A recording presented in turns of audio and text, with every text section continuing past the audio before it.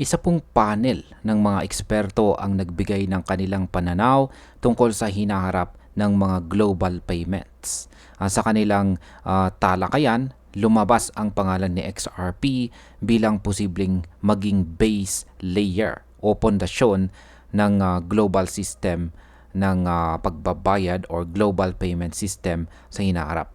Pero ano nga ba ang ibig sabihin nito at gaano po kalaki ang magiging epekto nito sa market kung sakaling mangyayari ito? Kaya yan po ang siyang ating pag-uusapan sa video na ito. Pero bago po tayo magpatuloy ay pakibasa na lamang po muna ang disclaimer dito po sa ibaba ng ating screen. Ayan, ano nga ba ang pinag-uusapan or pinag-usapan ng mga eksperto? Ayan, meron pong ibinahaging post dito or tweet si Saif Crypto na may kalakip na isang video clip. 1 minute and 32 seconds po ito. Ayan, panoorin po natin. For example, let's pick the two that I don't remember whether it was Tillman or Andrew mentioned. So two of the coins that are on there are XRP and Solana. XRP and Solana and a bunch of others are vying to be the base layer to support new transaction modalities. Now, boy, does that sound geeky. But the fact is that the way exchanges work and the way money moves when it is right now, everything is centralized exchanges. Everything is done via proprietary systems. Both XRP more in payments and Solana more in trading are vying to be part of a newer globalized infrastructure. If those things take form, so if Solana broadens beyond memes to trading of everything, then it's going to be worth a shit ton more than it is today. The total addressable market for providing that as a base layer is significant. The same thing with XRP with regard to payments and Swift. And if XRP underlies the stable coins that are become, if basically not just RLUSD, but if Chase Coin and JP Morgan Coin all use the XRP ledger, then it will have value. If it doesn't, it won't. And so it really becomes a question of that word that I think it was Andrew that used, which is utility. If they have utility, they will be worth more. Elsewise on the screen, and of course you could mention Ether in the same thing in terms of tokenization. And so, that's a big... At ayan, paliwanag po natin kung ano yung kanilang pinag-usapan dito. Yan, sila po ay apat na mga kilalang personalidad mula po sa blockchain at trading industry.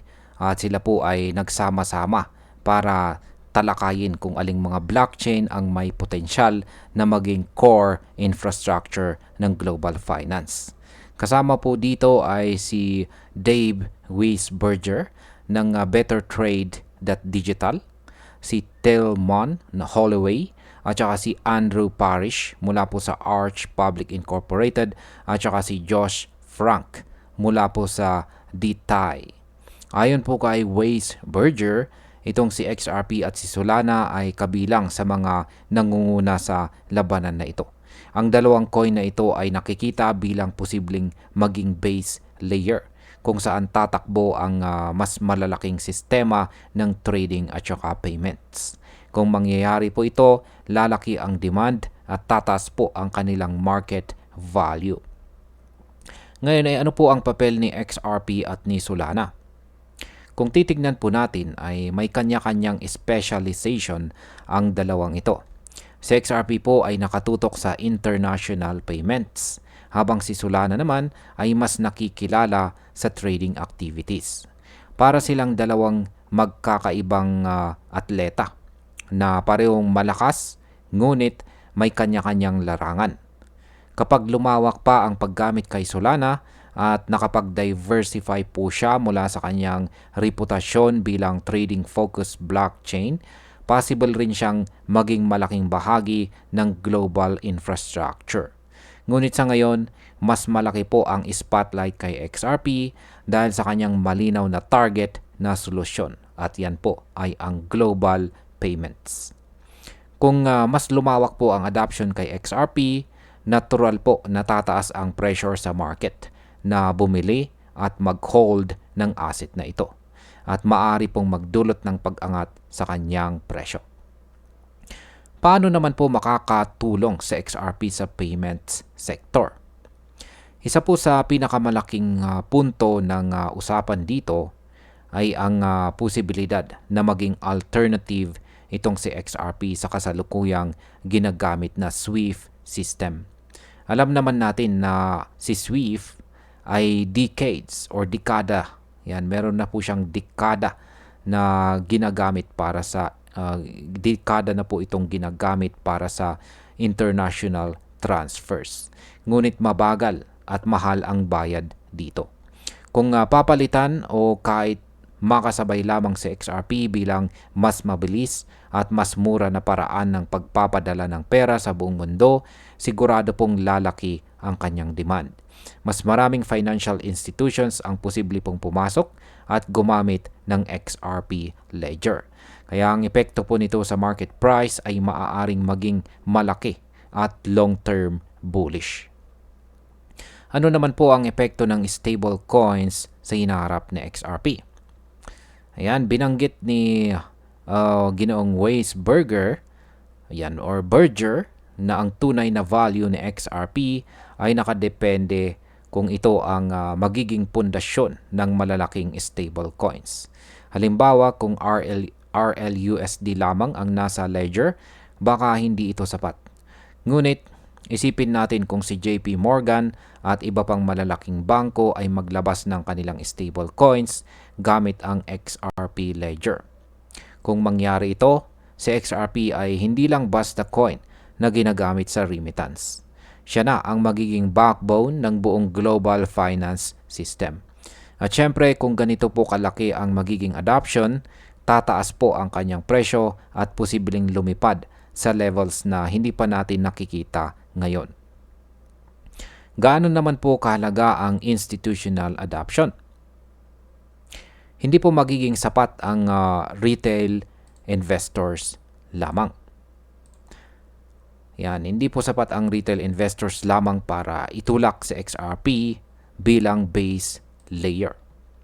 Ang tunay po na game changer dito ay kung papasok ang mga malalaking institution gaya po ng central banks at saka top commercial banks. Kapag nangyari ito, magbibigay po ng massive liquidity at mas magiging stable ang paggamit kay XRP. Sa market perspective, ito ang klase ng balita na maaari pong mag-trigger ng long-term bull run dahil ito ay tungkol sa real-world adoption at hindi lamang po hype. Ano naman po ang ultimate factor para sa presyo? Sa dulo ng usapan or talakayan, yan, or panel discussion, binalikan po ni Ginoong Weisberger ang pinaka-importanting bagay. At yan po ay walang iba kundi ang utility. Kung may malinaw na gamit si XRP ay talagang nakakatulong ito sa real-world problems. Gaya po ng mabagal na cross-border payments, tataas ang kanyang halaga. Kumpara kay Ethereum na mas nakatutok sa tokenization at DeFi, si XRP naman ay mabilis na sumusulong sa real-world asset tokenization na mas praktikal at may direktang epekto sa mga institution. Kaya't hindi po nakapagtataka na marami ang naniniwala na siya ang may pinakamalaking tsansa na maging global base layer. Kung magpapatuloy po ito, makikita natin na mas lalakas po ang adoption, mas lalawak ang partnerships, at syempre mas tatatag ang presyo ni XRP sa market. Bilang panghuli, kung susuriin po natin, malinaw na si XRP ay may malaking tsansa na maging pundasyon ng global payments dahil sa kanyang bilis, scalability at mababang transaction cost.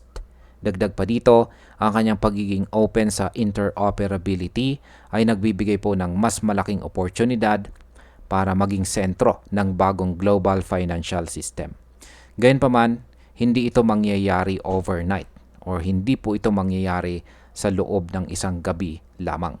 Kailangan pa ng mas maraming institutions na pumasok, mas maraming stable coins na ilagay sa XRP Ledger, at higit po sa lahat ay mas malawak na pagtanggap mula sa global finance community.